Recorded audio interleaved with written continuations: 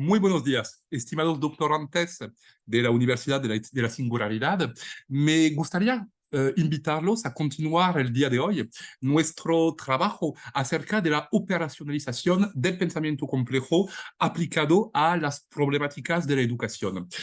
Hemos visto en un primer tiempo, en un primer bloque de este curso doctoral, todo el edificio epistemológico del pensamiento complejo y en particular sus hipótesis fundadoras a partir del tríptico de preguntas que definen finalmente un marco epistemológico, filosófico y social llamado contrato epistemológico y social de la complejidad por oposición a un tipo de pensamiento, el contrato epistemológico y social cartesiano positivista. Así que el día de hoy, lo que me interesaría con ustedes es trabajar especialmente acerca de la integración de conocimientos desde la perspectiva de la transdisciplinariedad y en especial la problemática de la integración curricular, porque claro, podemos a nivel del salón de clase, del aula, como docente, podemos desarrollar actividades que facilitan la vinculación, la interfecundación de conocimientos. Pero todo este esfuerzo, de cierta manera, cae por no incompetencia, sino por límites vinculados a la organización jerárquica global, a la organización curricular, organizacional del propio sistema educativo y de todas las trayectorias de formación, desde los niveles más básicos de primaria hasta niveles de posgrado. Eso es fundamental porque se relaciona aquí con una serie de tomas de conciencia a nivel internacional. Aquí, por ejemplo, el exdirector general de la UNESCO a finales del siglo XX, 1999, por favor. O sea que no estamos tampoco hablando aquí de un debate reciente de los años 2020. No, no, se funda en una toma en consideración muy amplia, muy larga, relativamente antigua. Y sin embargo, este ejercicio no es evidente, precisamente porque se enfrenta a un fenómeno aquí bastante poderoso de acondicionamiento intelectual. Nosotros lo que buscaremos no es realmente proponer una especie de tabula rasa un poco cartesiana, buscando de cierta forma, destruir, acabar con toda la forma de pensar una organización curricular. No, la propuesta sería más modestamente, pero de manera más operativa al mismo tiempo, tratar de buscar elementos metodológicos para guiar, orientar a educadores, coordinadores, estudiantes mismos, a realizar un trabajo más integrador, más vinculador, mediante la búsqueda de lo que vamos a llamar a continuación núcleos y puentes integradores. Y la distinción será importante.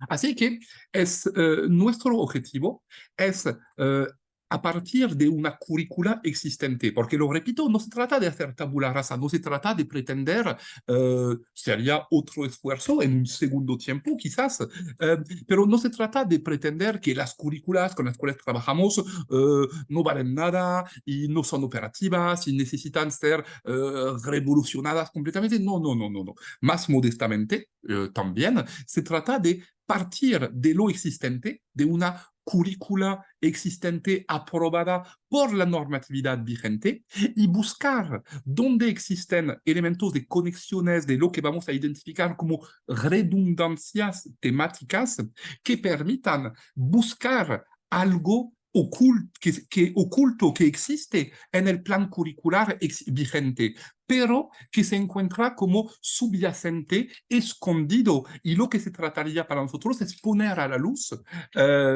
hacer evidente estas conexiones implícitas que en realidad aportan todo el tejido y la coherencia de un plan de estudio. Demasiado a menudo, no sé si ustedes han experimentado esto, pero a mí me ha pasado de trabajar con estudiantes y nos dicen con la sonrisa enorme, ya termino el examen, me olvidé todo. Ay, por favor, eso hasta cierto punto es lógico, es legítimo, es un análisis frío pero racional, pragmático, de la forma de enseñar y de evaluar estos conocimientos. Pero podemos pensar este esfuerzo de rearticulación, de rearticulación temática integradora a partir de una currícula existente, lo podemos pensar de manera muy sencilla, muy operativa, a nivel de una guía que se pueda elaborar un docente por sí mismo, en su propia asignatura, para proponer nuevas perspectivas, nuevos enfoques de aplicación didáctica. Se puede también pensar a nivel de un estudiante, de un grupo de estudiantes que buscan pues, comprender mejor la coherencia global y la circularidad entre las diferentes asignaturas, los diferentes contenidos o módulos o capítulos que representan una carrera, y sugerir que estos aprendizajes que pueden aparecer medio dispersos, en realidad forman parte de un mismo sistema que adquiere su coherencia global no tanto por los contenidos separados, sino la interfecundación de ellos. Es precisamente lo que buscamos aquí.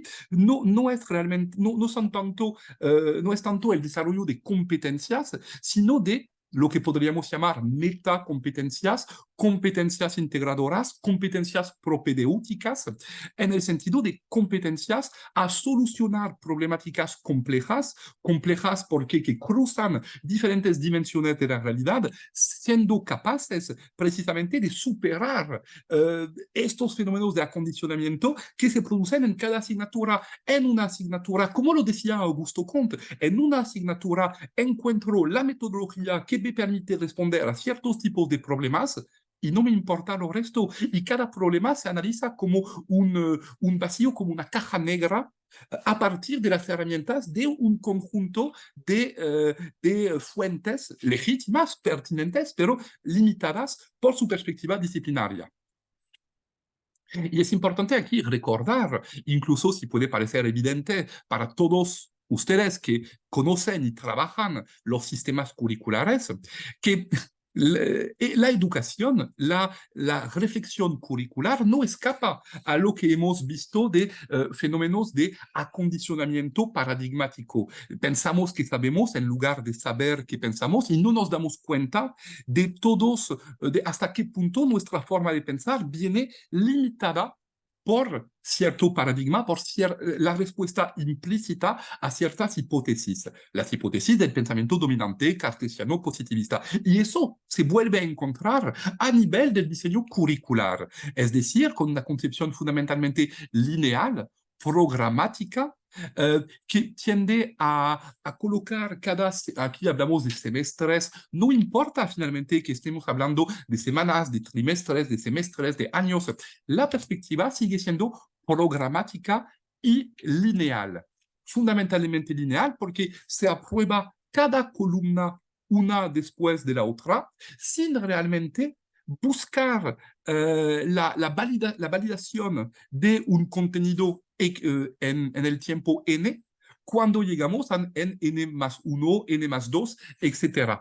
Así que son conocimientos sesgados, con un riesgo fuerte de cierto autismo intelectual por falta de capacidad de discusión, de debate, de ampliación, de interfecundación entre contenidos del primer semestre con los del sexto semestre, por ejemplo.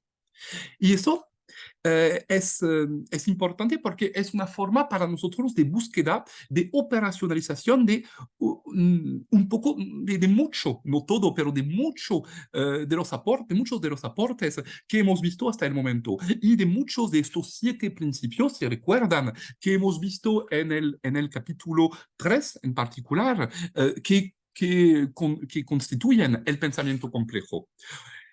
Pensamos también que el hecho de reflexionar acerca de una mayor integración disciplinaria entre las asignaturas, los contenidos, los tiempos educativos que constituyen una currícula, puede ser una de las formas de mejor prepararnos nosotros como educadores, también nuestros hijos, nuestros estudiantes, todos nosotros como ciudadanos, de enfrentar con mayor capacidad los desafíos complejos del mundo moderno.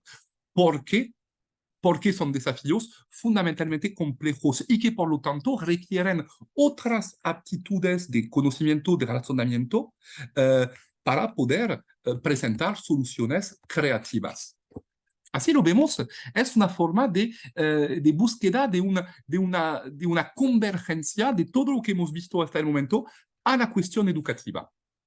Recapitulativo en ese sentido, que el diseño curricular, tradicionalmente, y vamos a revisar algunos de los autores que impactaron mucho esta forma de evidencia contemporánea en la manera metodológicamente, filosóficamente hablando, de pensar una currícula, es una forma fundamentalmente programática, es decir, repetitiva, se repite con una secuencia de tiempos que un semestre, 2 semestres, 3 semestres, etc. Claro que no es una redundancia tampoco, porque cada semestre pues, hay una evolución, vamos subiendo en cuanto a adquisición de competencias. Sin embargo, es un esquema que se repite como una melodía, como una sinfonía.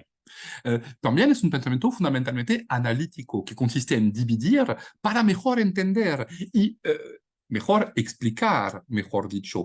La comprensión, el entendimiento será mejor por el lado del pensamiento complejo. Aquí en el pensamiento programático buscamos la explicación, una explicación analítica que desde la noción misma de asignatura atesta de su carácter fundamentalmente analítico. El mero hecho de distinguir la historia, la geografía, la sociología, la antropología, ya es una forma de pensamiento analítico, derivado del pensamiento de Augusto Comte, un objeto de estudio, una metodología adaptada. Eso funda una disciplina. Bien, y ha sido la palanca de extraordinarios avances científicos y tecnológicos. Pero nosotros hemos visto los aportes de la sistémica y nos vamos a preguntar si estos aportes de la sistémica no se pueden implementar a la reflexión sobre el diseño curricular. De tal forma que, como lo dice bien la noción misma de metodología desde la perspectiva cartesiana, hay un propósito que alcanzar, hay un camino que seguir, y si salimos de este camino, y ya no formamos parte de la cientificidad. Vamos en una misma dirección, buscamos un mismo objetivo. Y eso es digno, es válido, es pertinente, pero genera una forma de diseñar, de pensar la cuestión curricular como algo fundamentalmente secuencial. Lo hemos visto, algo lineal. Una secuencia, se termina un paso para pasar al siguiente. Lo importante aquí es que los pasos no comunican tanto entre ellos.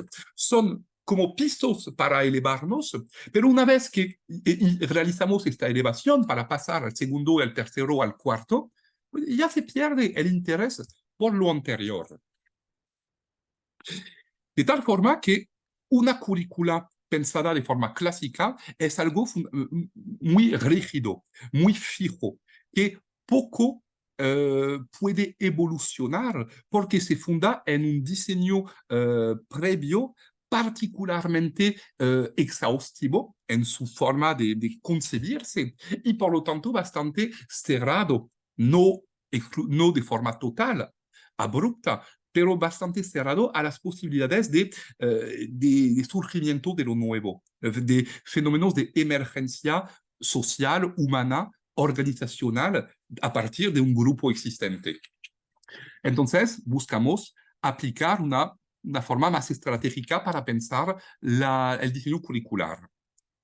Eso es fundamental, porque pensar una currícula es pensar todo el edificio de transmisión de conocimientos y de formación de las nuevas generaciones, porque una currícula puede ser una currícula militar, medical, para abogado, para sociología, para educación, o sea que incluso los educadores se formaron en sistemas que prolongan esta forma de pensar. Y hoy en día buscamos salir de un paradigma, pero vamos nadando en este paradigma y lo vamos transportando con nosotros en cada uno de nuestros pasos, cada una de nuestras formas de pensar y en particular cuando hacemos este esfuerzo reflexivo de ubicarnos en una trayectoria de posgrado.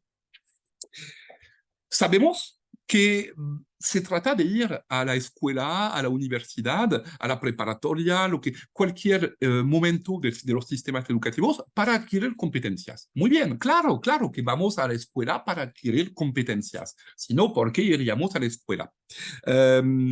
Sin embargo, la noción de competencia se ha ido desarrollando, es uno de los temas que más produce publicaciones en el mundo académico para tratar de definir mejor, ampliar esta noción de competencia y vemos un elemento al mismo tiempo muy pregnante, pero dramático, me parece, de dilución de la noción de competencias a través de la posibilidad de traducción en el sistema económico, el sistema profesional.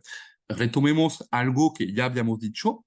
Hoy en día tendemos a definirnos como individuo a través de la profesión, del conjunto de competencias que hemos adquirido para ejercer, para aplicar estas competencias en un contexto socioprofesional.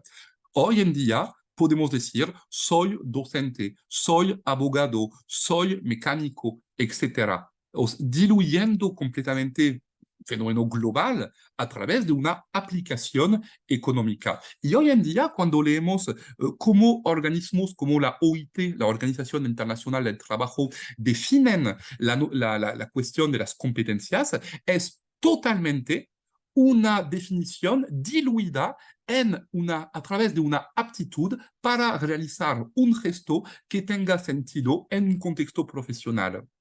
Cuando en realidad casi jamás a lo largo de la historia humana, jamás los sistemas educativos habían tenido como propósito de formar a trabajadores, formar ciudadanos dignos, sí, formar personas buenas, sí, formar trabajadores, no. Eso era nada más un paréntesis, una parte de la trayectoria de formación. El aprendizaje con un maestro, por ejemplo, el maestro de artesanía, por ejemplo, pero era nada más una parte de la formación.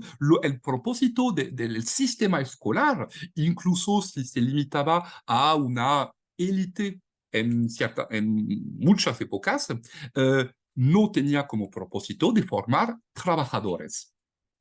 Hoy en día, y en particular a través de los trabajos fundadores, trabajos muy importantes de dos autores norteamericanos, Ralph Tyler y Hilda Taba, nos damos cuenta de que la concepción curricular, de pensar el diseño curricular, se ha sistematizado, se ha vuelto fruto de una receta operativa, una receta útil, pertinente, pero también con sus limitantes, como toda forma de receta, finalmente, toda secuencia programática.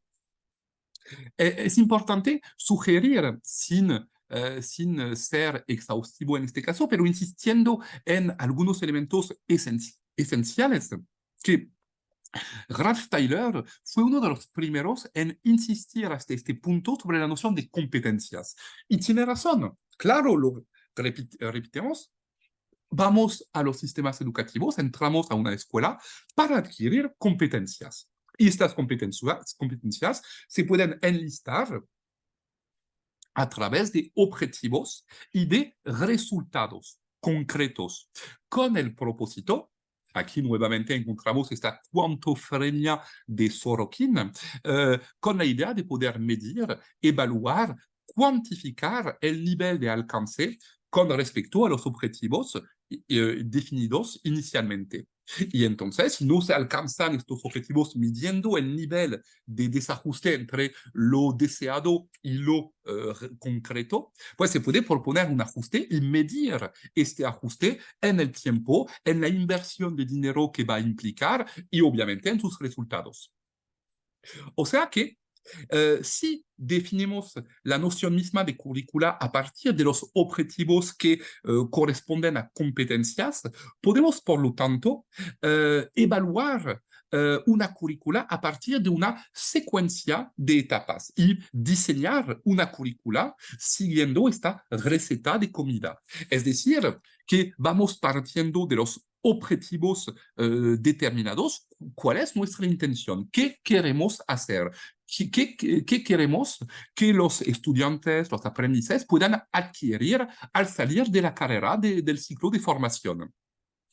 A partir de esta identificación de objetivos, vamos a tratar de relacionar cómo se haría con un cuestionario estadístico, lo vamos a ver en la sexta clase, en el cual cada ítem, cada subparte del cuestionario se relaciona con una serie de preguntas, de indicadores, y cada uno tiene un puntuaje, se puede cuantificar.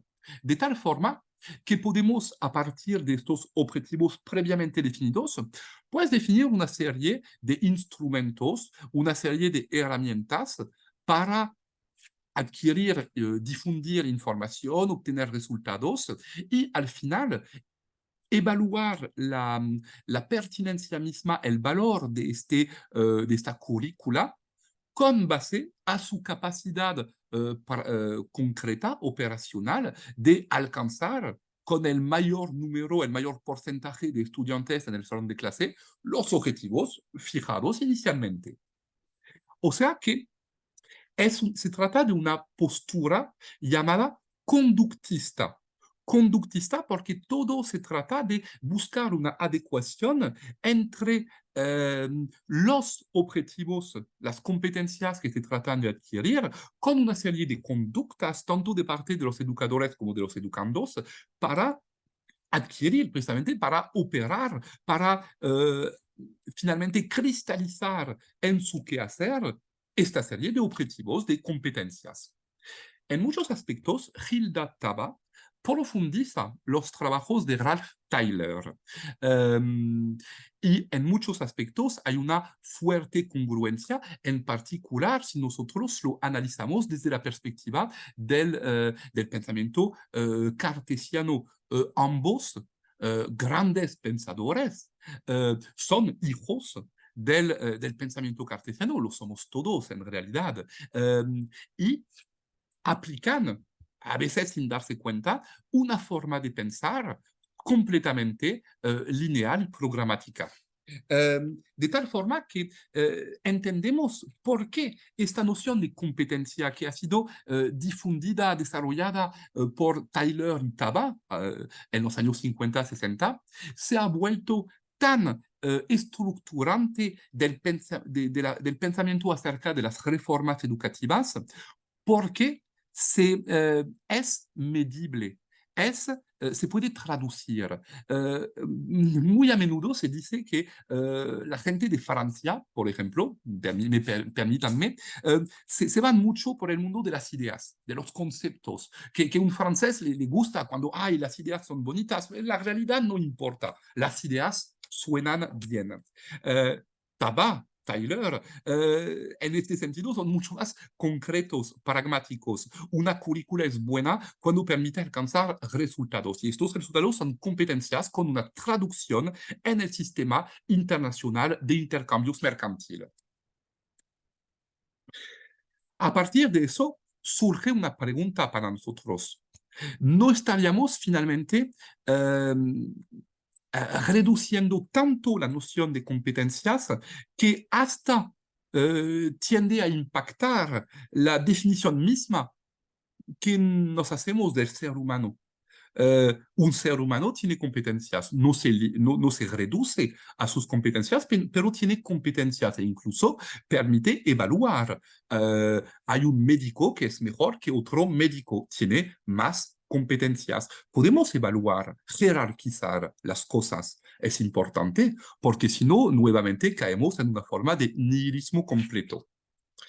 Pero es grave pensar que, como aquí la definición de la Organización Internacional del Trabajo, es sumamente grave considerar que una norma de competencias es únicamente una guía, un referencial de cosas que desarrollar para traducirse en una nación, una localidad, una empresa. Eh, Como lo decía el poeta Baudelaire, ser un hombre útil, una persona útil, siempre me ha parecido algo bien feo. Rechaza esta noción de utilidad como en esta corriente de la segunda mitad del siglo XIX llamada el romanticismo, esta negación, este rechazo de la noción de utilidad, viendo nacer un mundo del salario, de la empresa, de la relación mercantil, que reduce toda relación humana a su traducción financiera. La OCDE sigue hasta cierto punto una definición similar, buscando enlistar una serie de destrezas que tengan sentido en un contexto laboral dado, hasta que para ejercer una profesión se puede enlistar las competencias necesarias y evaluar a un trabajador en su contexto laboral.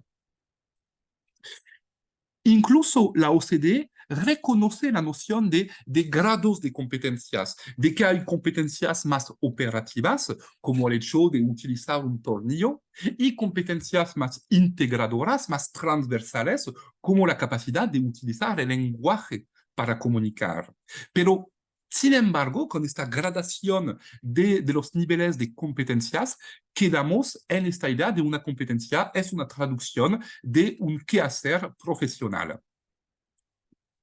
Y dentro de esta ambigüedad, nosotros nos damos cuenta de que para volver a pensar desde una perspectiva compleja la noción de currícula, debemos partir por una redefinición de la noción misma de competencias y quitar esta lógica de traducción mercantil económica y tratar de pensar esta noción de competencias desde lo que habíamos visto en la tercera clase, la ecología de la acción.